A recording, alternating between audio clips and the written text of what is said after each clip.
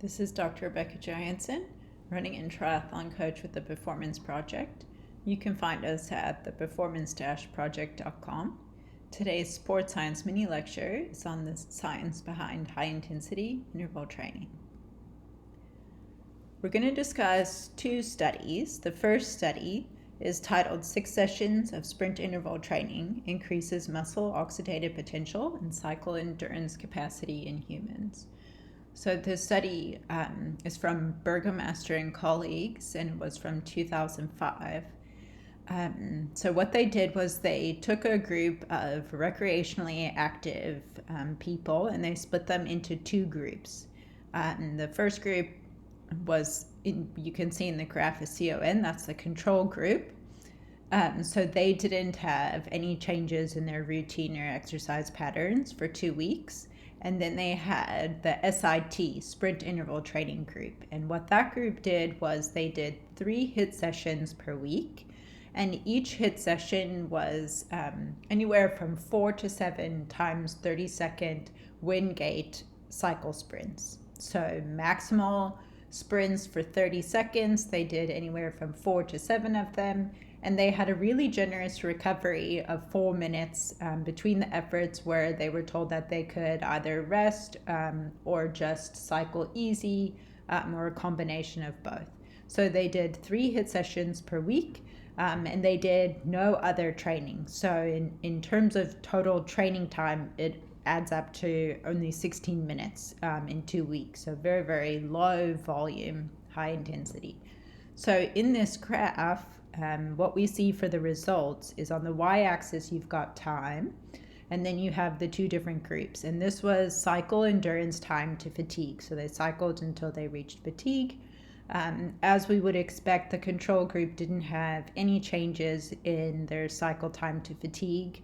And then the sprint interval training group had on average a 100% increase in their time to fatigue, which is huge. So they went from about 25 minutes to 50 minutes. And each of those little gray lines represents a participant. So we can see that there was only one participant that didn't have any change or slight decrease in their cycle time to fatigue. So a very, very strong result in terms of time to fatigue. And then from the same study, on the y-axis, we have maximal activity of CS, which is citrate synthase.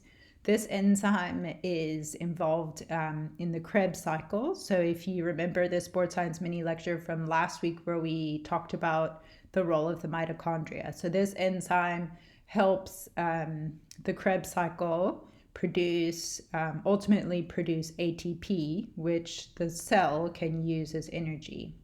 So the activity of that enzyme in the sprint interval training group increased with 2 weeks of HIIT training.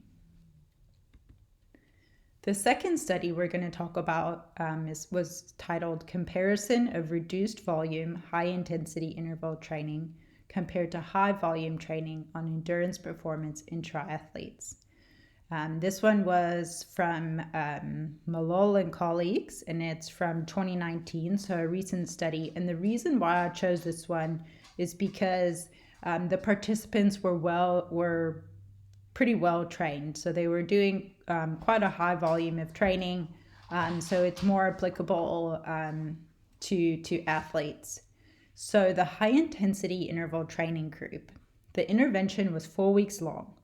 And the HIIT group had a 43% reduction in their training volume. So they had their training volume come down, but they added 2 HIIT sessions per week.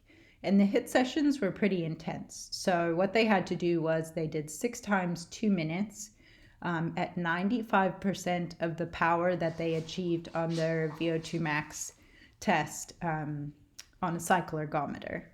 And then they had to do, in addition to that, they had to follow that with 4 times 1 minute intervals at 115% of the power they achieved at VO2 max.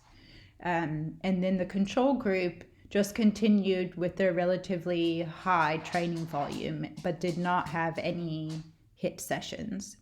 And what we see, if you look at the blue rectangles, For VO2 max, the HIIT group had a significant increase in their VO2 max, while the control group didn't have any change after the 4 weeks. And then when we look at PVT2, that's power output at ventilatory threshold 2, which we're not going to go into detail about today. And then PPO is peak power output. So this is power output at high intensities. And the HIIT group had a significant increase in their power output at high intensities, while the control group had no change. Now, when we look at the same study, and they also did time trials. So they did a cycle time trial, and they also did a running time trial to look at how performance changes. So both the HIIT group and the control group didn't have any change in their 20K time trial on the bike.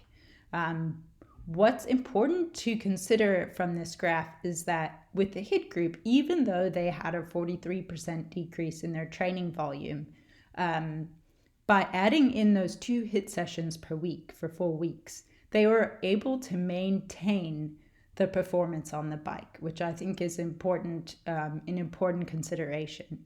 And then the control group also had no change in their 20K bike time trial performance.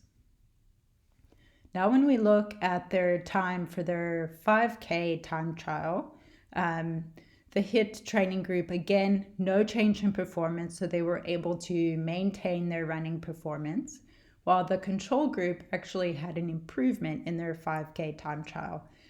So the high volume training that they did for 4 weeks appeared to improve their 5K time trial. So that's a review of just 2 studies on HIIT, and there's definitely a wealth of research on it if you're interested in doing literature searches.